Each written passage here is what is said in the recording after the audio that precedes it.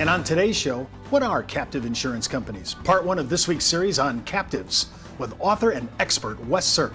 Hi everyone, I'm Steve Savant, syndicated financial columnist and contributing author to Backroom Technician and Innsmouth. Let's get down to business. Well, welcome to the show, Wes.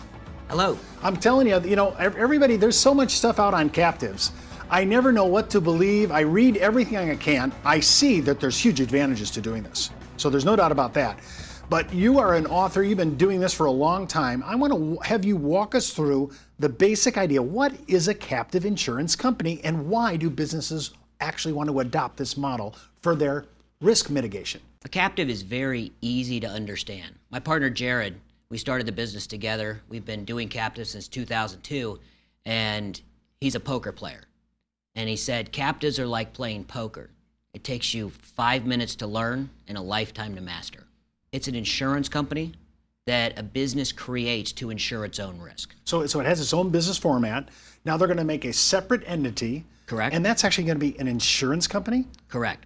It's a licensed, regulated insurance company.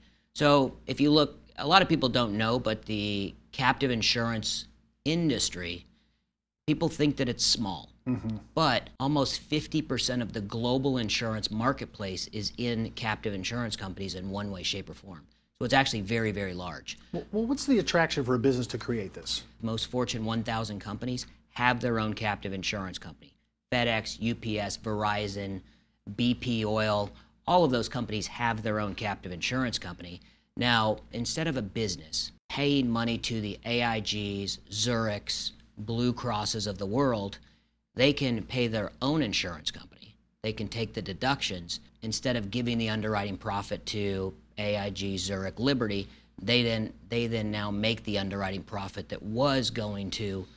Now this isn't self-insured though. This is the difference there. They're not self-insuring. They're actually creating a company, and they have to have some kind. Do they have to have some kind of reserves like other insurance companies? Yeah, the departments of insurance don't treat you any differently than other regulated insurance companies. So you are subject to the same actuarials, reserves. You have to file. Yeah. And they have to approve it. Correct. Okay, so this is if I got it out of my mind that we're not just talking about a business trying to reduce their mitigation costs on risk. So I'm really creating a standalone entity that is an insurance company, and I'm doing this that if I have a good year, I get to keep the profits of an insurance company, just like if I would have farmed it out to AIG. Correct. An insurance company can make a lot of money. And where insurance companies make money, even if there's a 100% loss ratio, which there rarely is, but if there's a 100% loss ratio, where insurance companies make their money is in the reserves. Mm-hmm. Insurance companies are different than most businesses out there. If I manufacture widgets and I buy the raw material, I assemble my widget, I pay my staff, I turn around, I sell the widget, I make money at that point, and if whatever's left over between what I made and what I spent is profit, I have to pay taxes. Insurance companies are completely different because an insurance company takes in money today to insure something that may come down the road in 6 months, 2 years, 5 years, 15 years. So insurance companies, it's not a big scam. What it is if insurance companies were subject to the same taxation as every other business, think about you pay your workers' comp insurance. You pay the money in, somebody doesn't get injured in the first 365 days, or they were taxed on anything they didn't pay out, then they would never have enough reserves to pay when a claim came down the road. So that's why insurance companies are allowed to create these huge reserve piles because the Congress wants to make sure that there's money there when the event that the claim comes and actually has to be paid. Okay, so when I'm thinking about a company doing this, they may say, we've been paying out these expenses for a long time. We've really been pretty good about our own risk. We haven't really had any problems. Why should somebody else profit on the basis that we've been very careful and prudent? So it sounds like this is an option for a company to not only pay less, but to actually profit, because I guess they could charge themselves whatever they want to charge themselves. They could charge themselves reasonable premiums. They can pay themselves whatever they were paying in the traditional market. A great rule of thumb is workers' comp is about a 50% margin business.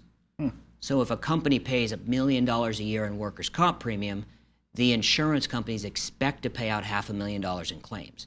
Now, that $500,000 in claims could actually take them 5 years, 6 years, 10 years to actually pay all that money out.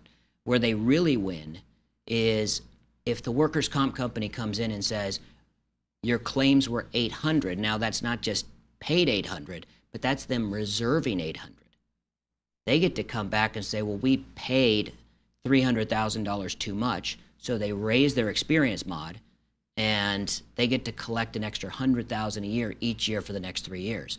So businesses that form their own licensed, regulated insurance companies, they get in on what Congress has passed in being able to accumulate tons of reserves that they can use in the future.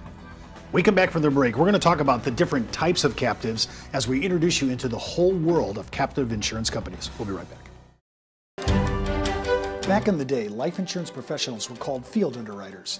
Then, carriers trained their field force in the basics of life insurance underwriting. Today, the insurance industry doesn't educate the agent population as they once did. But now you can have the Informed Risk Guide at your fingertips so you can illustrate a reasonable rate class for your life insurance prospects. Just request your copy of the Informed Risk Guide at downtobusiness.ashbrokerage.com. It's free from Ash Brokerage, the practice enhancement company. Well, welcome back to our second segment. We're with Wes Sirk. Wes is an expert in captive insurance companies.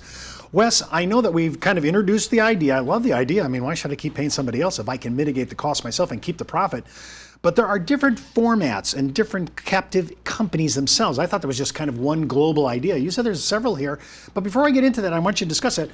Here's your first book, Taking Captive. Now, this was released, what, about a couple years ago? 2008. 2000. Oh, so it's been on the street for a little while. You can get this on Amazon.com. And also your second book, when did this come out? January of 2011. Yeah, if I had to redo our first segment, maybe I'd title, You Can Make It, But Can You Keep It, right? Exactly. We'll talk about the different varieties, because I was surprised. You know, I keep thinking 831B and I'm done, but it isn't. Yeah, and that's when people have heard about captives, for the most part, they've heard about 831Bs. When business owners go to a seminar about captives, it's usually 831Bs, but there's many different types of captives. I mean, captives can take the form of a single parent captive. That's where a business creates their own insurance company to insure their own risk for their business. Any business that they have what's called a controlled unaffiliated business. It's an easy way of saying it's just a management contract or something that they have some control over. Or it is they can insure their own employees. So that's a single parent captive. There's rent-a-captives. And those are usually put out by insurance companies. They really sponsor them. So instead of going through the pain of creating your own captive and the expense, then they'll go in and sell them a rent-a-captive. So you can take one small piece of a captive that's already formed and already in existence. Okay, so and just to make sure I get this right, I have a business that's separate. And another business says, boy, I really like to do it, but I'm really not maybe big enough to do it. Could I come under your canopy, your holding company, and actually participate with your captive? Correct. That's how the rent-a-captives work. And like I said, they're usually formed by insurance companies. So you say AIG or Liberty, they will create it. So they have the bandwidth